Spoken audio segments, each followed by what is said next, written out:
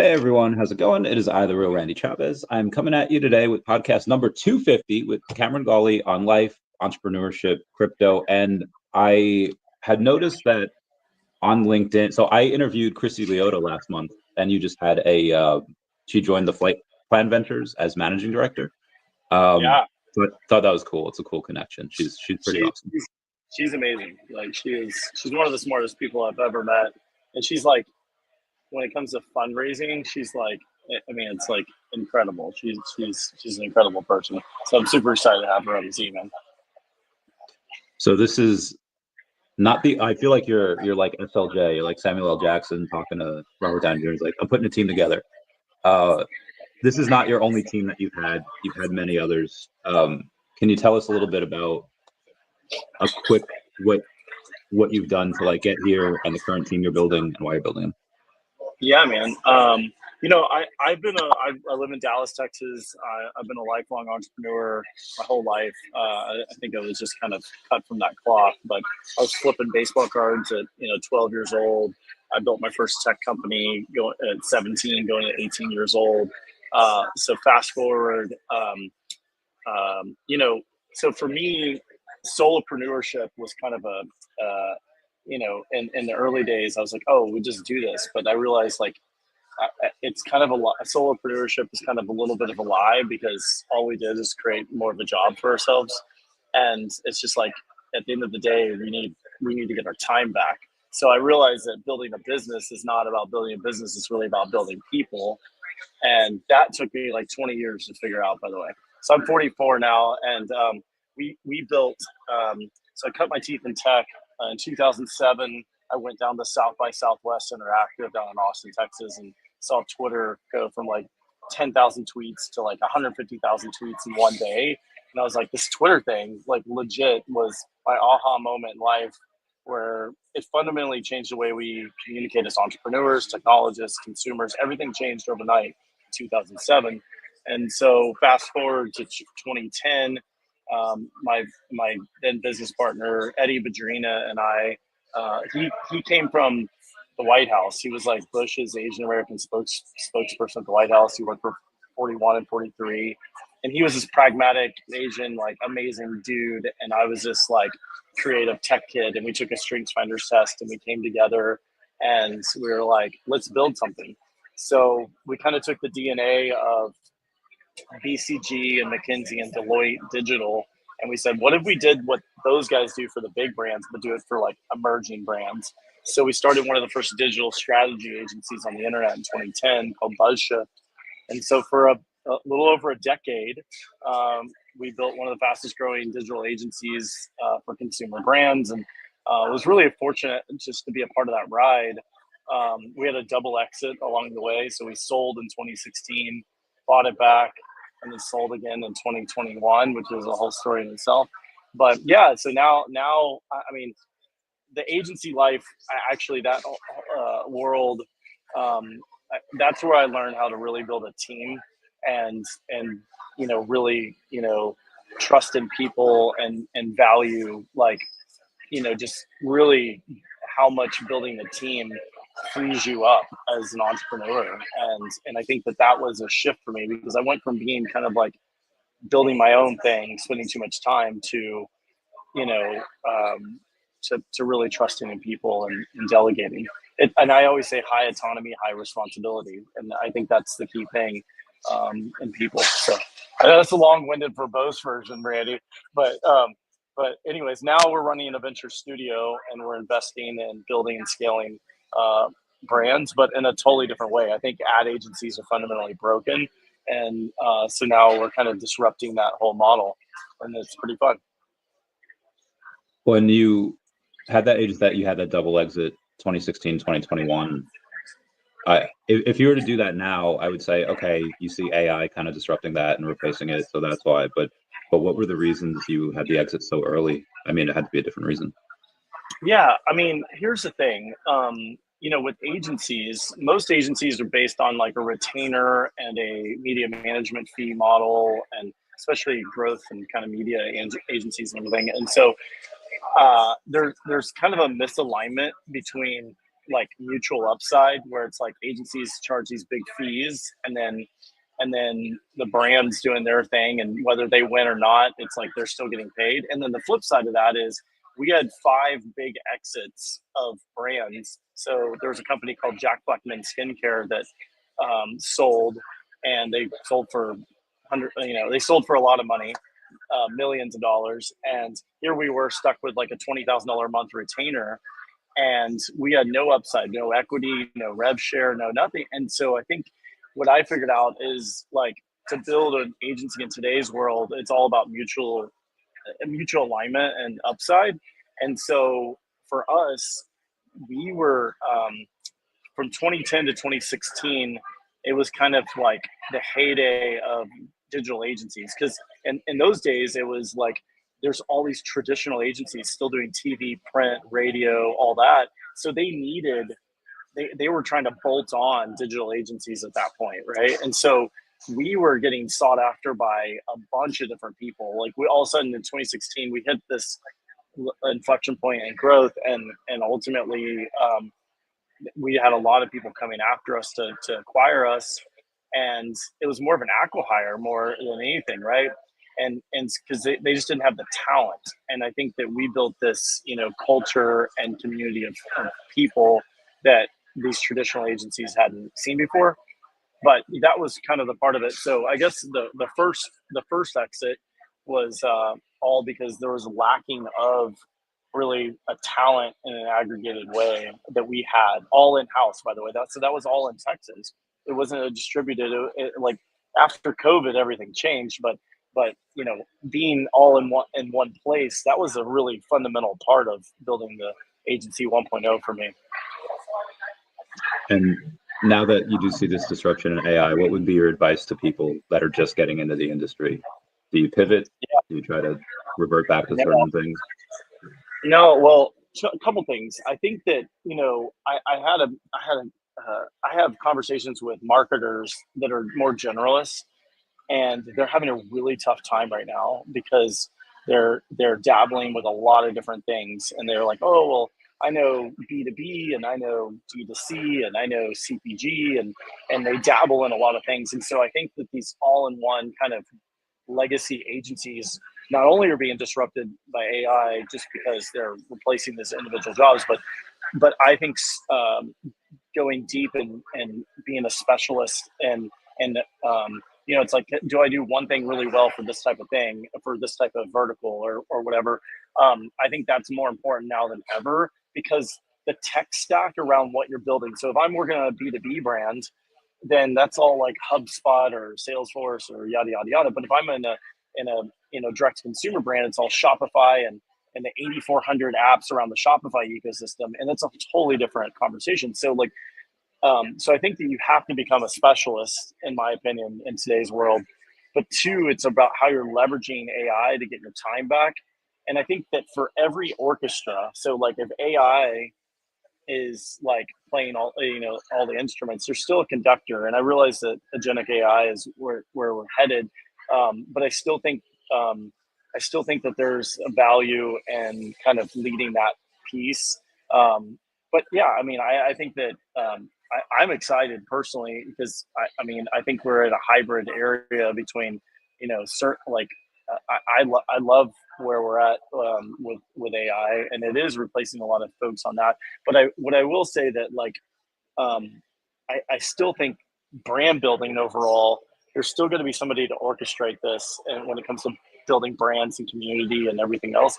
And so we're in my world, we're kind of at the intersection of content, commerce, and community, and I still think there's somebody that's got to be orchestrating that. So I still think there's value in orchestrating that. There's when talking about marketing and especially brands, like, have you seen some of the stuff on TikTok for like Nutter Butter or for like some of these like Gen Z, Gen Alpha type marketing? All day. I mean, it's how do you wild. With this? That's so fun. And I think that's the thing is like, from an agency perspective that's doing high polish, high quality content that doesn't necessarily resonate with people. Now Nutter Butter is like creating like this crazy ass, content that essentially just resonates with Gen Z and Gen Alpha. And so I think it's like, knowing your audience on that, and knowing that like the high polished creative is not what people are looking for now. They don't want to be sold to. And I think that's their sense of authenticity and who they are is really interesting. And so I think, I think that they're just trying to be true to the brand, but that's the thing. Products are commoditized. Everything is commoditized in our world now. So, it's like, you're never going to win with a product. Anybody that goes to market and says, hey, I'm going to go, sell these, cups or whatever else, it's like, cool. Guess what? Even if they have a patent on it and they have a unique design or whatever, it doesn't matter. I mean, the only thing that's going to win is your brand. And to Nutter Butter, the reason why they stand out, they're finding signal in the world of noise because truly they created something different that is more, that people connect with and can relate to. And I think that's super important. I agree. There's so now we get to this interesting place where it seems that social media is evolving. And I feel like you're one of the best people to talk to about this, because it started off as just, hey, who's in your network? And you're like, oh, this person follows you. That's awesome. But you, as the founding member of the social media club of Dallas, how do you feel now that it doesn't necessarily matter how many followers you have, but the type of content that you produce? Because a lot of the algorithms are changing. And if I'm interested in something, even if they have like 30 followers, I'll find something on the algorithm on TikTok. How do you see this? Well, it's funny. I was, first off, I'll say this. So I was like an OG on Twitter. And then in 2017, my account got hacked and compromised. And I had thousands of followers on Twitter. And my life was on Twitter. Like my entire life, literally, I lived and breathed being on Twitter. And then all of a sudden, like overnight, my account got compromised, it got hacked, and all of a sudden, like, there was no getting this account back, by the way. And it was shut down, never came back. And for me, Twitter didn't do anything about it. And so I was a little bit jaded because I think about owned properties, things that I can control and that I'm not so beholden on. And now I spent a lot more time on LinkedIn than I have on Twitter. And now I'm kind of jumping back into Twitter, but slowly. Because I've been just jaded by it, but all to say is, find your one channel, and I think it really is about finding your. It's all about engagement now. I think we're going to see, to your point, follower count might even get removed on Insta pretty soon. So I mean, there's big talks on like not even seeing follower count at all, and then it becomes a 1-to-1 because that's not the thing that we should be focused on. And so there's been talks of that for a while now. And so I think that, follower count is less and less relevant. And then ultimately, engagement's where it's at. So I think it's about, putting out meaningful content consistently and finding at least one channel that you can just go deep in. And I think that's tough for a lot of people, but because they try to do a lot of different channels all at once, and then that's where they they're dabbling in too much. And I think it's just going deep in one and finding your people. It's your tribe of people there. So I don't know. I think engagement's the key thing there. There's it depends on which social media platform you're on as well, because like crypto Twitter, or like crypto on Twitter does numbers. Crypto on TikTok does not do numbers. You might get a couple hundred views if you're like live or whatever, but totally. Yeah. And I follow it's funny because I've been following that world in the crypto space forever now. I've kind of just been a sleuth, and never really had a lot of comments on, but I mean, I'm pretty deep in that world. And I would say that, TikTok is definitely where it's at to follow. I mean, you want to see some new, pump and dump coin, then it's like, I mean, anything that, I don't know, any net new thing that's project, anything that's cool, you're going to find it on Twitter. You're not going to find it anywhere else. So, I mean, that's your discovery play for sure. And that's where all the crypto kids are. So yeah, it makes sense. There's the Gary Vaynerchuk way of doing things, like, hey, just create a lot of content and get a lot of attention, and he's all about posting it everywhere. Do you think that's kind of evolving to say like stay in your lane, do any one thing? Because now if follower count's not going to matter, it's wild that they're going to change that. Um, how do you go and Yeah. stand out if you don't have like? It's easy to stand out when you have 50,000 followers versus 2,000, but if you don't have it, how do you stand out? I mean, I still think that he's on to something with, like what you're doing here, like even long form content, creating more a 60-minute video or whatever else, creating a long form content that then you could create, 40 assets out of that. And it's all about the byproduct effect of one asset. So I think that you can turn into clips and you can repurpose, repackage. So I think it's about like building systems and getting that in place. And I think that's the thing that most people have a really hard time doing, is because they kind of create one-off piece of content, post it, one-off piece and post, one-off piece and post, and there's no systems in place. And it's like, how do you create one piece of content and then literally weaponize that into 40 pieces and then distribute that appropriately and build a system around that? I think that's the biggest opportunity for most people that are trying to create content right now, is just like, build a system first. Don't just start. I mean, everybody's like, just start posting. And I'm like, no, like, actually, I think it's like building a system, figure out how you're going to do that first. It's kind of, what's your strategy going into it? And most people, that's where they fail, is that they just try to like, oh, we're going to, go into, I don't know, like they're going to go into creator discovery and try to figure out like what's trending right now and try to see if they can create something to hit or go viral. But I mean, I that's a kind of drop in the bucket. Every once in a while that will happen, but for the most part, I think if you build systems out and just do things consistently, that's the key. What's been your favorite viral trend the last year? Favorite viral trend? Oh, that's a good question. Man, I mean, there's been, man, you got me on the spot on that one. I would say, I mean, I don't know if it's a viral trend, but I would say, the influencer economy is definitely taken a nosedive, where I think the creator economy is like really kind of moving up. In my world, I'll tell you this, we run a lot of ads for some brands, and we've helped grow. We have a salad subscription brand called Garden Cup. It's a I think sweet green salads for direct consumer. It's one of our portfolio brands. I'm the fractional CMO for that brand.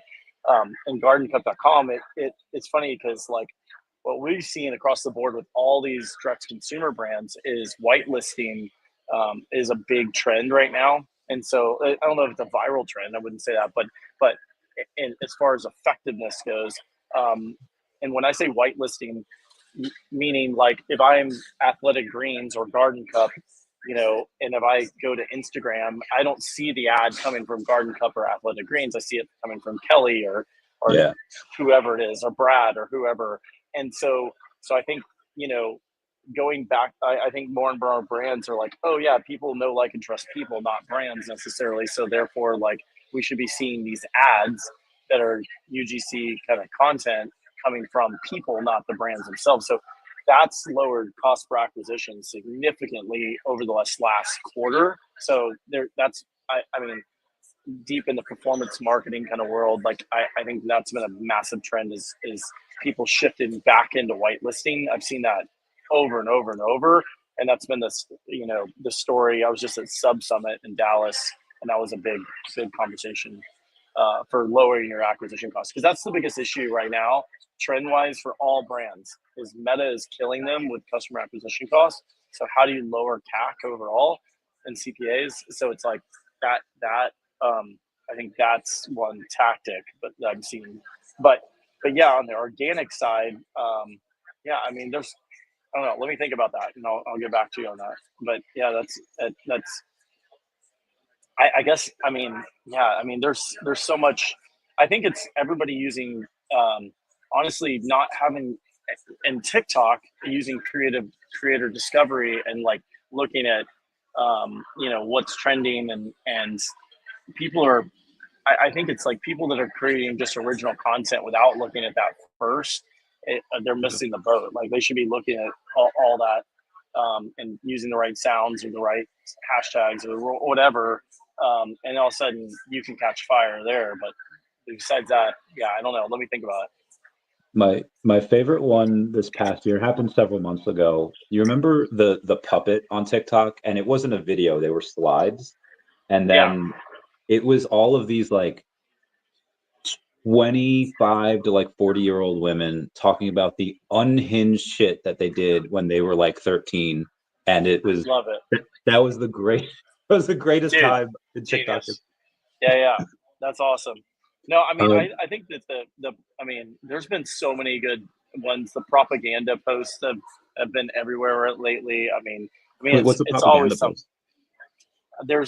There's these propaganda posts. Like I don't know. Like it's basically it's like I think that's what they are. But they're basically like I think that's what they are. But I'll have to show you. I'll have to send you them. But they're just like listing out like I don't know everybody's MO. But there's a whole thing on these right now. I have to pull them up. I don't actually even know. Like I'm on TikTok all the time, but I'm like, but I see just these trends, and it's just like, okay, everybody, and then all of a sudden, like people that are not even associated with each other that I know, that all of a sudden like they're doing the same thing, and I'm like, okay, and I think that's the thing is like people are just replicating other people's stuff right now. I mean, that's what I'm seeing over and over and over, and it's like, okay, there's not a. I think we're lacking a lot of originality and some of the stuff. But by replicating somebody else's stuff, I think it actually is becoming original. It's just like in their own form. So I don't know. It's interesting. Steal like an artist, that whole mindset. I know what you mean because have you seen the girl that's singing Moana on a plane? Like they gave her the speaker. Yeah. And suddenly there's 8 million videos of everyone reacting to it like they're on the plane themselves. And yeah, totally. Dude, all the reactionary videos are totally. Yes. So good. So good. I've loved those ever since the 2 Girls 1 Cup reactions in like 07, where you like the video is one thing, but then the reaction video, guys throwing up on their monitors, those are 100%. Dude, so good. On the sorry, go ahead. Oh, no, go ahead. On the different sides of TikTok, I think one of the most beautiful I saw was like maybe like 2 years ago, where like I was on NFL Talk for like the hits, you know, for that, but I was also on Swift Talk because I love Tay Tay. And then when she started dating what's his name, and then they started merging together, I was like, dude. Well, I can talk about that because my wife was like the biggest Swiftie there ever was. And I'll just say, like, I mean, literally, we went to Paris. We were at the Air Store in Paris. Like, we were at the Air Store here in Dallas. I mean, it was wild. But yeah, so I feel like because my wife and I live in the same house and our IP is the same, my algorithm is definitely so F now because of my wife. It is straight up like I knew that her and Selena were, and you know, whatever, they were hanging out in New York this week. Like my feed is all, I'm like, I didn't even engage with Taylor, but now it's like my feed is all Taylor all the time. Like it's wild. It's always some conspiracy about this or that, and they're like, oh, well, Travis is in Kansas City and she's here, and I'm like, okay, so what, you know? So no, but I mean, and now I guess that she has all of her albums. It's been a big deal this week, so it's been pretty awesome.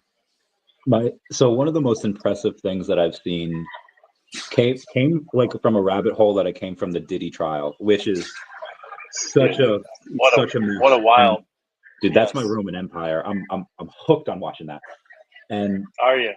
Yeah, and one of the craziest things that came out is that Hailey Bieber, like Justin's wife, she practiced witchcraft since she was like 14. And I was like, oh, interesting. So like I'm like searching like the Hailey Bieber stuff, and then I see that, you know, she started like makeup tutorials like 2014, or she practiced witchcraft for like ever, for like 20 years or how long.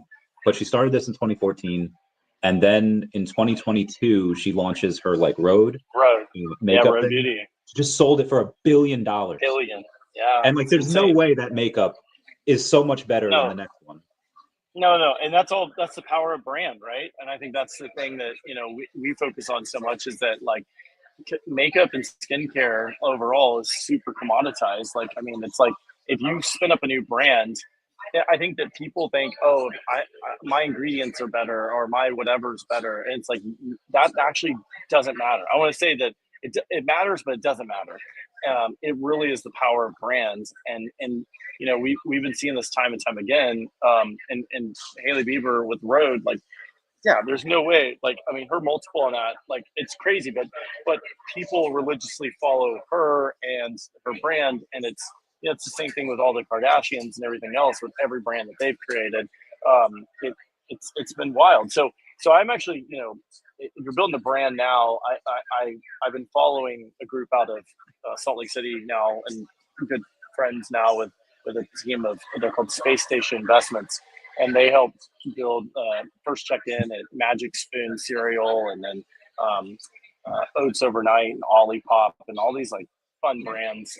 And they did like 110 investments in like, you know, no time. Anyways, they've got this portfolio of brands, but they're all creator-led brands. So they were in Feastables with Jimmy Donaldson and Mr. Beast, and they're in all these like creator-led brands. And so their thesis is deep into the world of like, they like own Vid Summit, by the way, and it's like, you know, one of their business partners is the CEO of Vid Summit, and so it's incredible to see, like, if you're building a brand now authentically, if you can bake in the creator into the mix that already has a level of influence and following and everything else, you want to build that community first, and then to spin up a product that's authentic to who you are is everything. And I think that's the thing with Hailey, is that she didn't just like partner up with Rhode Beauty in this. This is her skincare, this is her routine. This is about her regimen and what she did every day. So it is part of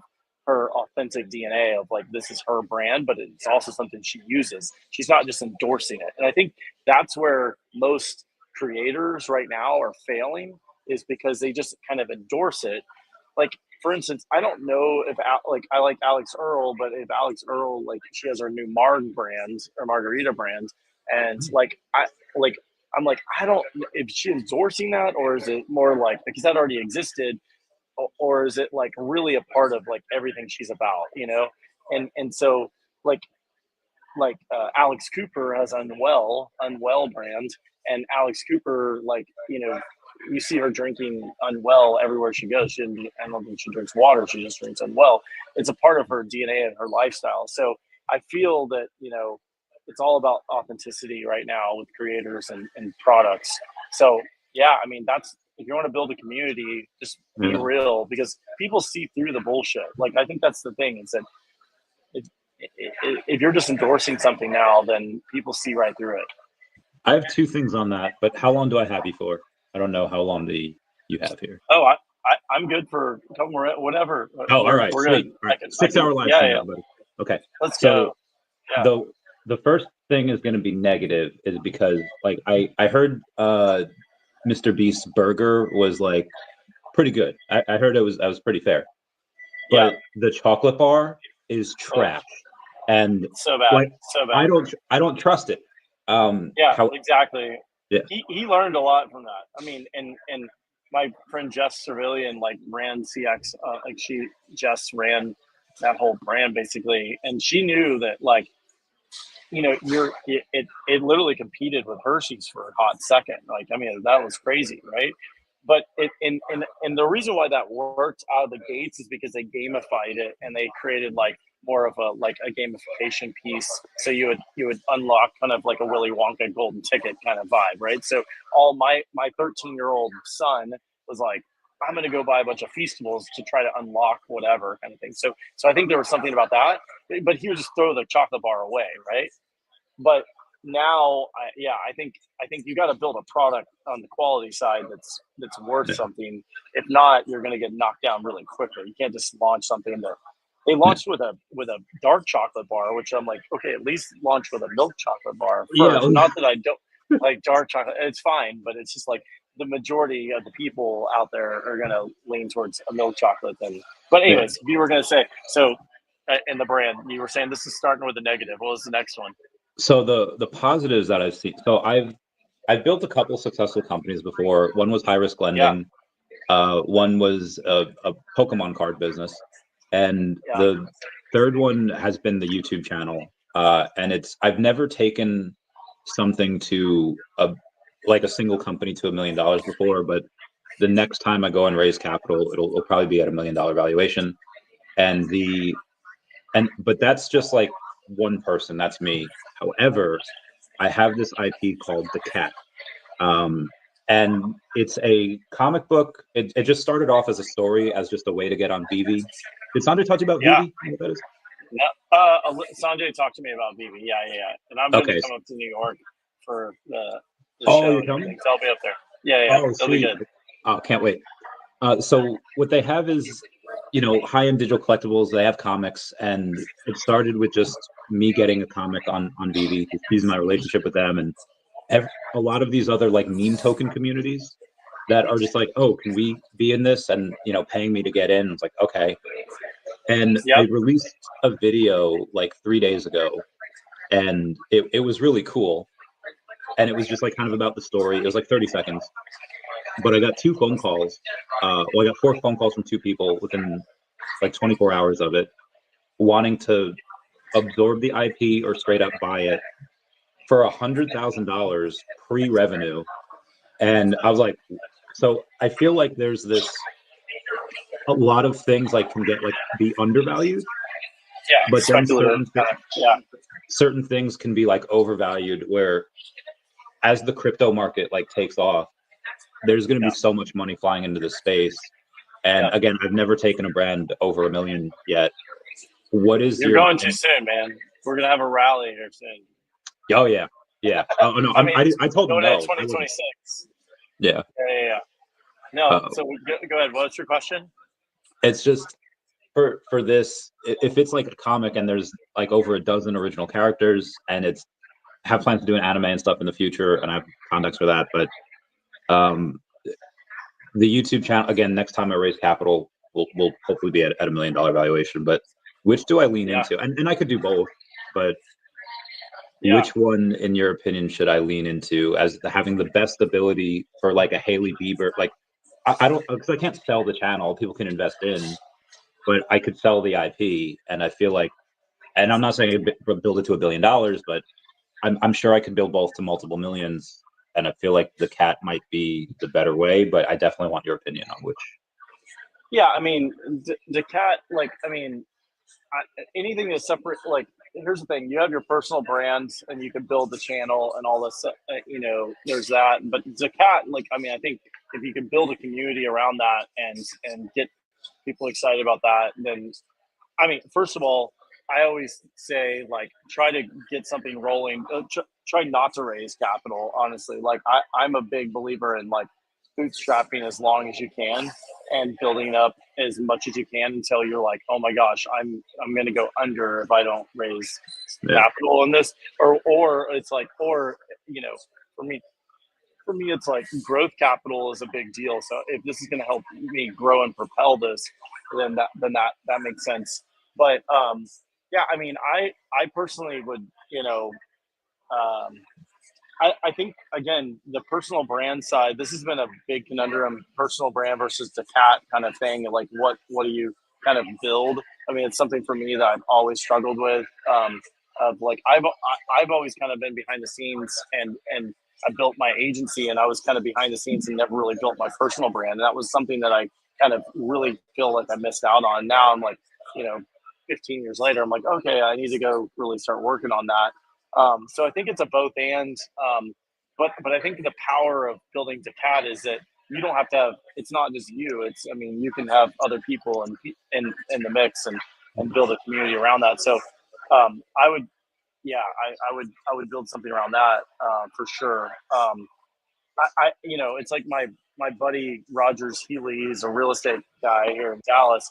And now he's in CPG, but he brought Rogers Healy Real Estate, and I'm like, I think, the one thing he would say is like, the worst thing he could ever do is put his name like on his real estate company, basically. And because then it's like, if you ever wanted to sell it, then it's like, okay, if he goes away, then it's like, okay, what's the power in that name and that brand and everything else afterwards if he's out? So I don't know. I mean, I think it's we can have a sidebar conversation on that, but I think there's a lot of different ways to skin that cat. But yeah.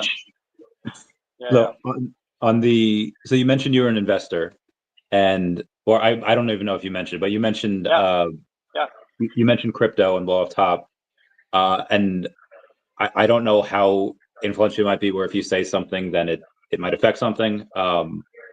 So we don't have to do exact specific names if you don't want to, but what narratives are your strongest plays, whether it's in AI, NFTs, or DeFi?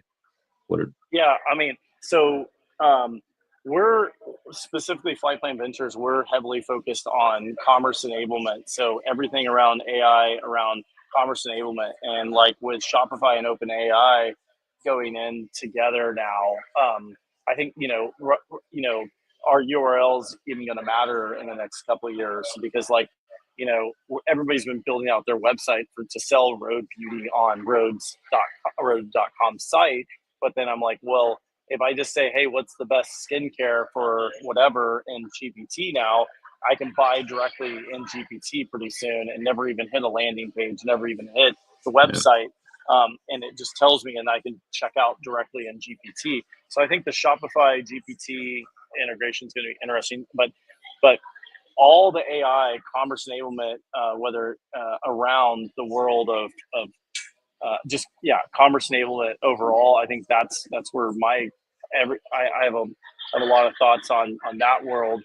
But in crypto, I'm kind of a lurker. I'm paying attention to everything. I've kind of been truth be told, I've been an XRP maxi for a long time. And I don't know if I'm necessarily a big Brad Garlinghouse fan, but I think that what they're doing is interesting. But I think that world is just evolving really, really quick. I think we're going to see something really interesting by Q3, Q4 going into 26. I think we're going to see just looking at fundamentals and having conversations with different people. I think that there's a lot of tailwinds, and again, we can look at these low points and be like, oh my gosh, the world's collapsing. But I look at it complete opposite, usually. Same. And so it's like the media narrative and everything, and the hype cycles and everything. So yeah, I mean, it's going to be an interesting ride this next year, man. I'm super stoked about the world of AI and crypto overall. I think, I think, we'll see what cross-border payments and all that stuff. I'm like really hyper focused on looking at that world, seeing what's happening there. But I think that I think just how, for me, I'm a brand builder, so I build physical, product brands, and so seeing how quickly you can get to market with a net new brand now is really interesting. And so you can take an idea to full market, and the cycle of how quickly we can take something to market is unbelievable. So I think that, just speed to market right now is everything, right? And so I think that's the thing. Velocity is everything right now. And so I think that's just something we've never seen anything like this before. Agreed. So I'm glad you mentioned XRP, and this is what I meant before, where there's going to be so much money flowing in the space. Ripple just bought, I think in April, they bought prime broker Hidden Road, and I don't for 1.25 billion, and it's not public what Hidden Road had done for revenues.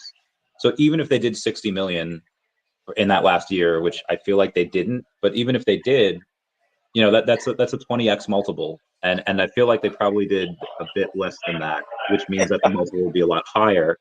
Sure. So I feel like at some point, and so Circle, I think they were trying to buy bid for Circle, and it was like a 29x multiple, and they're like, nah, we're not.